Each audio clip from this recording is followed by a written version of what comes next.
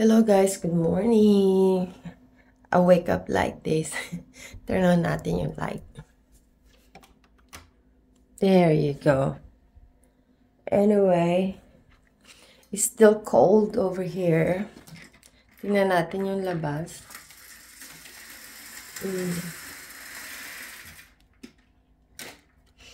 The sun start coming up.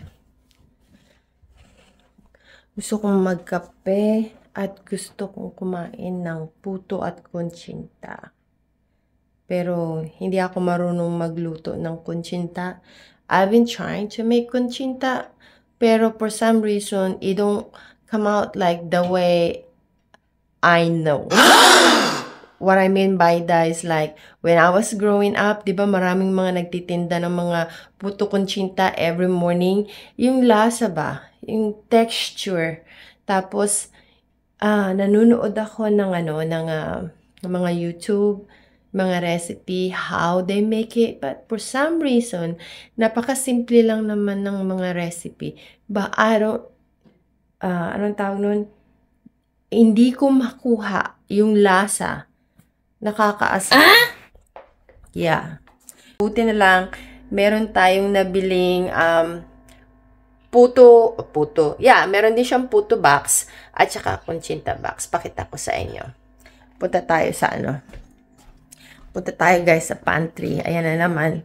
Judge nyo na naman ako sa pantry ko. Tignan natin. On natin yung ilaw. Ayan. Asa na siya? Oh, ito guys. May mabibili na tayong puto pag nagki-crave. Ayan. Lulutuin ko yan. Tapos, ito. Kuntsinta. O, diba? Sa mga taong nagki-crave and live overseas, meron tayong kuntsinta na nakuha doon sa Filipino store. At saka, meron tayong puto mix. Ayan.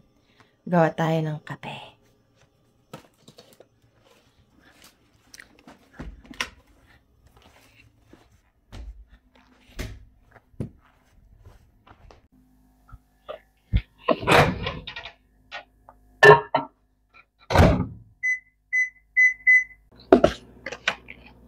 Kaya kung sino yung mga Pilipino dyan na nagki-crave at walang time na magluto ng Filipino puto at saka kuntsinta, ito guys, meron tayong mga box, instant box. Ito parang natikman ko na to, but that was long time ago. Kasi nga sabi ko na mamahalan ako, I wanna learn how to make it, but for some reason, I'm not lucky enough to make it. Kasi talaga guys, pag nagkikrave ako ng mga Filipino food, gusto ko yung lasa niya, yung the way I grow up. You know, ganun din ba kayo?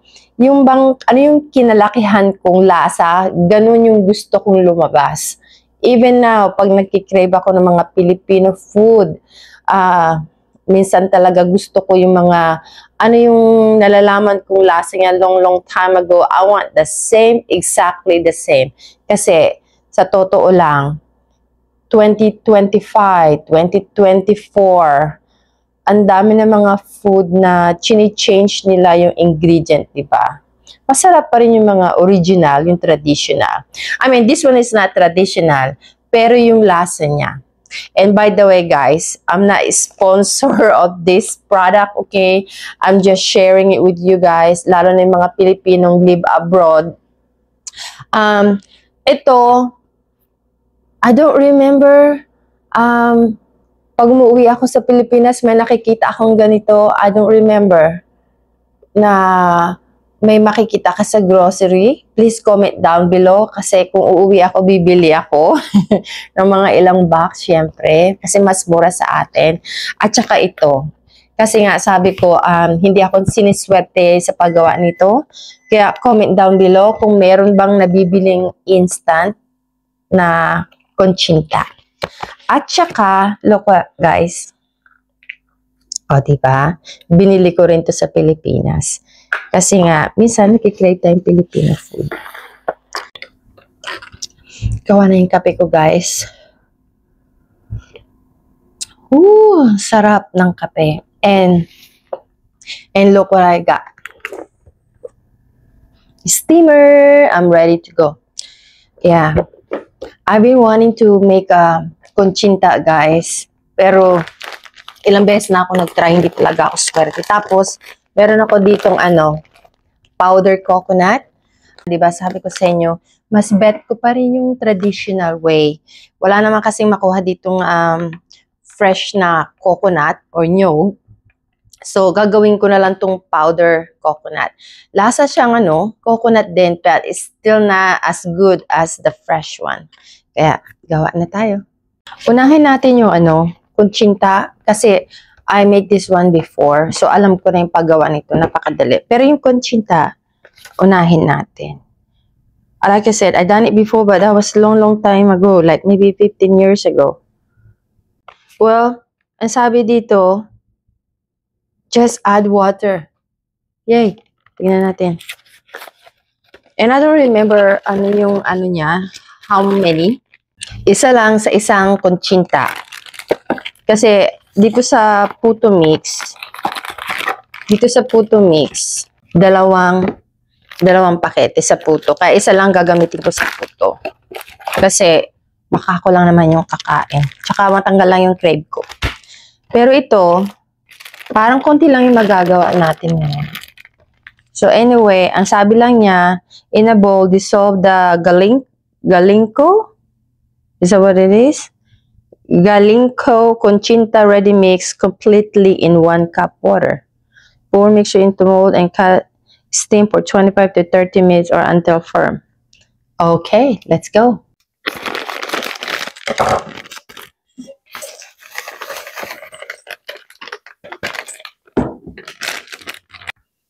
One cup water.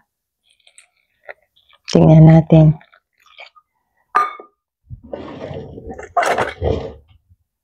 Let's mix.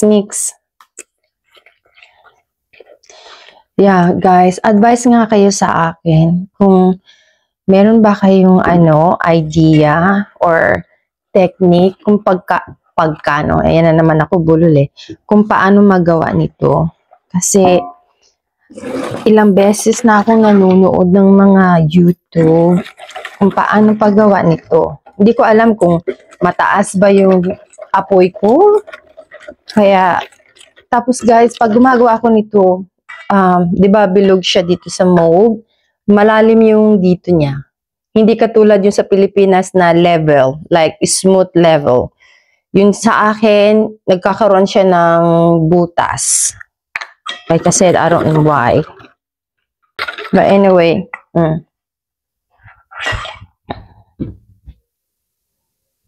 ito siya guys, always mix daw. Anyway, I have oil.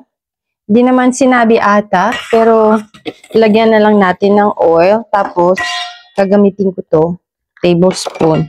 Sana ba yung aking? Ayan, lagyan natin ng konti. Ayan. Hindi ko na maalala yung niya, yung last time na nagluto ako. Like I said, maybe like 15 years ago yung nakaraan. So, babalikan natin. Anong lasa? Maybe 3 tablespoon ang isa. Ako lang naman kakain ito. Ayoko magtipid. Guys, nung umuwi nga pala ako ng 2023, may narinig akong puto, di ba? Yung maririnig mo yung nila, yung what do you call that? Yung anyway, na-excited ako. Sabi ko, puto. Kasi naalala ko nung bata ako. Ganon kami. Like, puto. Anyway, bumili ako ng puto. But, I'm a little bit disappointed. Kasi nga, like I said, wala akong alam kung ano na yung mga changes sa atin sa Pilipinas. Nag-improve na tayo or nag-evolve. Kasi nga siguro yung coconut madali siyang napapanis. I assume, yun ang reason. Ang nilalagay nila yung 3 leches na condense. yung lasa ba, gusto ko pa rin yung katulad ng original, traditional way, yung lasa ng kunchinta. Like yung nyog, di ba? Iba pa rin. So, I'm a little bit disappointed nung bumili ako. Kaya ngayon, dahil nagkikrave tayo ng kunchinta, gagamitin ko pa rin yung nyog. Yes. I'm not gonna use the tres leche. Yeah, gusto ko pa rin yung traditional way.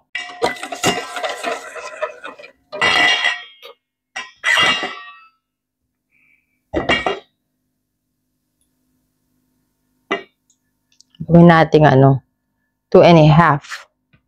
Kasi, maubos na agad. Okay. 2.5.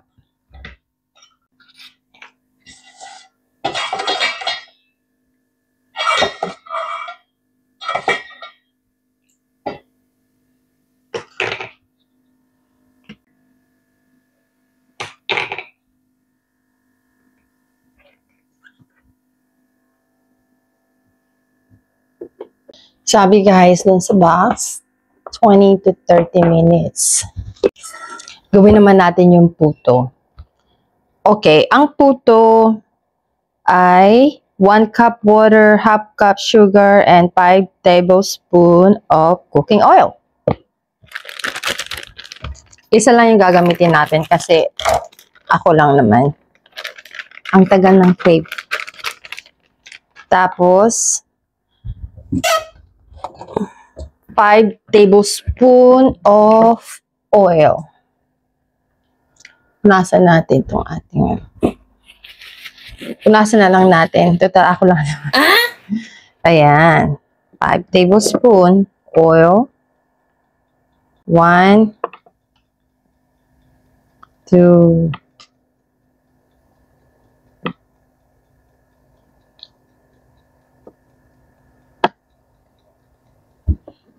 5. And then 1 cup of water.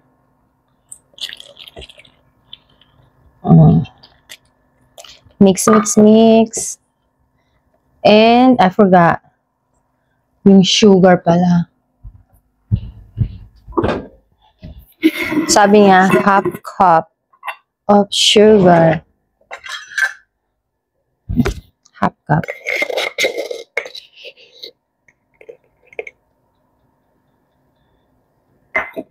Half cup yun.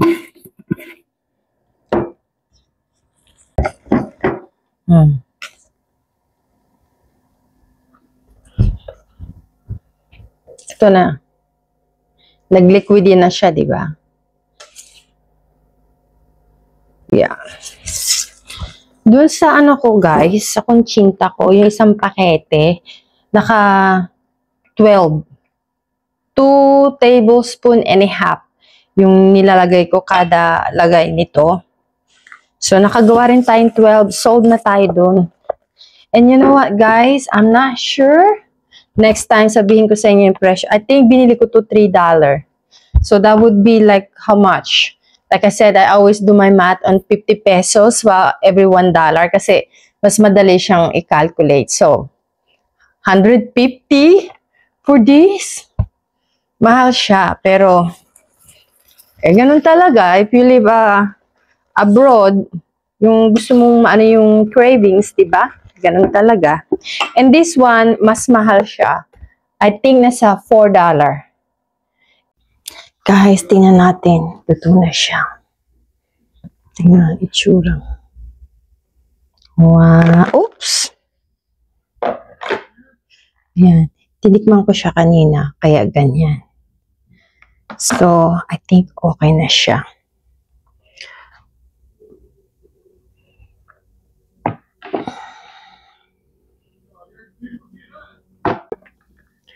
Ngayon, gawin naman natin yung puto. Naka-mode na siya. Follow up ko kay mamaya. Guys, ito na. Gawa na siya. Oh, di ba ang ganda yung tignan? Tapos, lagyan natin siya ng coconut. Yan.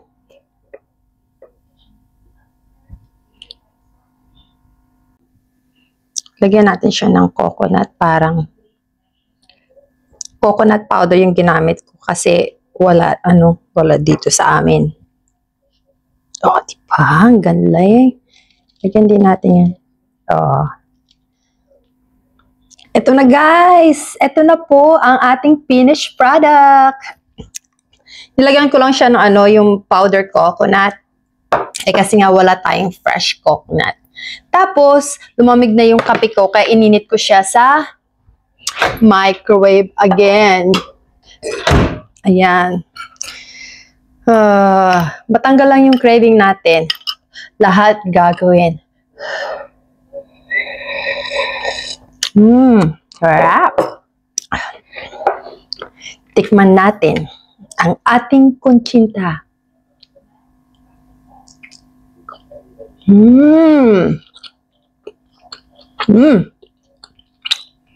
Guys, whoever invented this kunchinta in the box, thank you. Thank you so much. Kasi it reminds me of my childhood kunchinta. Hindi ko naman hinuhusgahan yung mga bago ngayon kasi nag-i-evolve tayo. Pero syempre, tayo, millennium, 80s. Namimiss ko pa rin talaga yung mga old, traditional way, flavor of food. Tapos, ito, tikman naman natin. Gusto ko yung rin, yung may, tawag nito, may kunchinta, coconut. Kain tayo.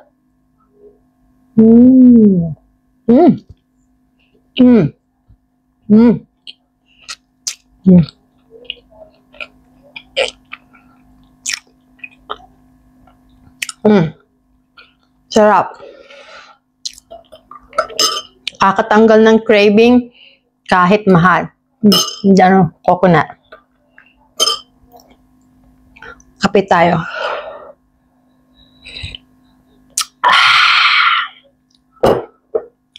Ito talaga guys, please comment down below and teach me how to make kunchinta. Kasi nanood naman ako ng mga YouTube how to make it, pero for some reason, nagkakaroon siya ng butas dito sa gitna. Tapos yung lasa, hindi lasang ganito. Hindi ko alam, ano ba? Cornstarch ba? O flour?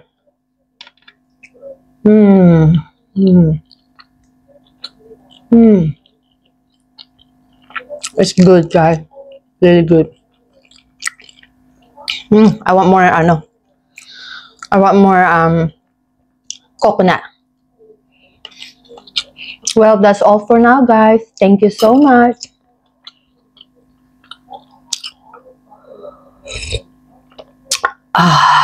Sold.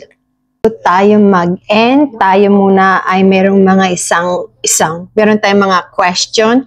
It's not many, dalawang question. Ito ay galing kay Tenorio de Guzman, JR, TG7ZH. Ang tanong niya sa akin ay, taga saan daw ba ako sa Pilipinas? Well, first of all, thank you, Tenorio or Tenorio. And I apologize if I don't pronounce your name correctly. Ang hirap kaya minsan. But anyway, thank you sa question mo, Tenorio de Guzman Jr. Taga saan ako sa Pilipinas? Ako po ay taga Olongapo. I'm born and raised in Olongapo City. It's part of Zambales. Thank you for your question. And then I got another question from Marile Bautista 3222. Ang question niya po sa akin, ano daw po ba ang job ko dito sa Amerika? Siguro si Marile Bautista, bago lang siya sa ating channel. But I'm excited and willing to answer your question, and thank you so much pala ulit, Marile, sa question mo. Ang trabaho ko dito sa Amerika, first, let me tell you anong klaseng kumpanya yung aking pinagtatrabahuhan. It's about headlamp or taillight ng sasakyan. Tapos, ang trabaho ko, ako yung nagsusupply ng mga parts. Like, bulol. Like, for example, yung linya, meron siyang mga 10 or 15 na istasyon. Ako po yung magsusupply. Halimbawa po yung isang istasyon, tagalagay sila ng screws. Ako po yung nagsusupply ng screws. Yung isang istasyon po, kailangan nilang maglagay ng mga harness kung saan nila kinoconnect yung bumbilya ng ilaw ng sasakyan. Ako po yung nagsusupply po nun. Tapos, yung isang istasyon naman po, kailangan nilang magdikit ng lenses. So, ako po yung nagsusupply nun. So, ang job ko po is supplier ng parts ng mga ilaw ng sasakyan. So, I hope I answer your question. Clear, I guess, kasi nga bulol-bulol ako. And then, last one is, shout out from South Korea. Yay! His name is Junjun Kalang, 4356. Salamat, Junjun Kalang. Shout out to you sa South Korea at ikaw ay nanonood ng aking video. So, that's all for now, guys. And please don't forget to click the notification bell below so you always updated to my channel. Salamat po. Thank you. Kape tayo. How was it? Good. It's good, right? But every time I make, hindi ko talaga siya perfect. I don't know why. Pero yung nasa box, it's really good. Paborito to. Paborito niya yung kunchinta. Kaya tinatry ko. Palagi akong palpak.